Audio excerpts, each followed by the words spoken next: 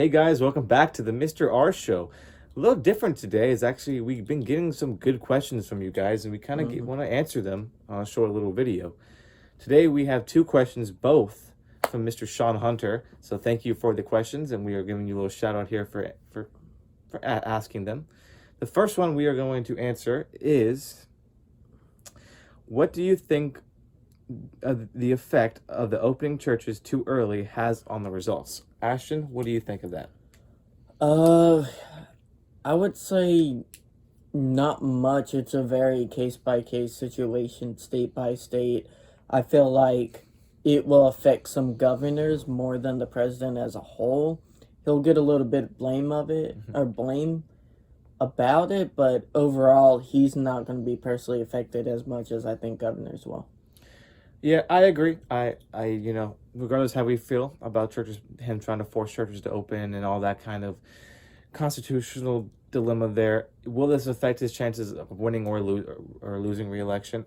Probably not in the grand scheme of things, but it just goes to show you, this is what Donald Trump is doing in a time of crisis right now. Yeah. But the second question we have today is, how will the body count or death toll due to people taking hydrochloroquine have on the results? I think that's also in the grand scheme of things, not going to be a big issue.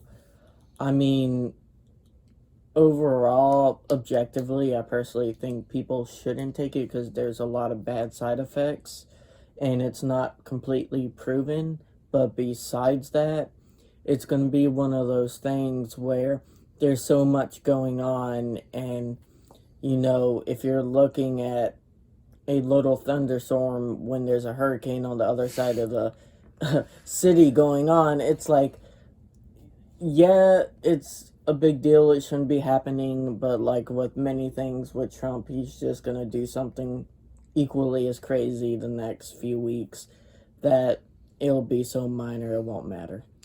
I actually think this will actually hurt his chances a little bit because it contributes to even more of the death total because of these people deciding to take hydrochloroquine, which is something he recommended. Chloroquine.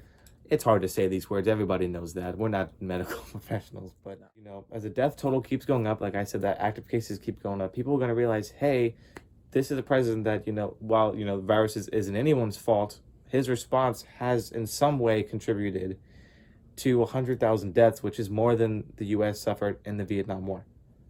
So it's crazy to think that. I think it hurts his chances a little bit of re-election. I don't think that alone is enough to say, oh, you lose. But it does hurt him a tad. Well, you're talking about his response and the deaths overall, not just the hydrochloroquine issue. And I think there's the line, and the question was specifically about that drug. And again, I just don't think specifically people dying from that drug will be a huge issue, at least at this point. We could be wrong. A lot of people could take in, if there's 8,000 people who die from taking it, that's a decently big deal. So it remains to be seen. But any other questions? Oh no, those are the only questions we've got so far. But guys, keep the questions coming. We will try our best to respond to all of them. We love to see you guys' interactions with us. Keep watching. We just released a new video last Friday where we talked about the Iowa election profile, who we think is going to win, and just all about that state.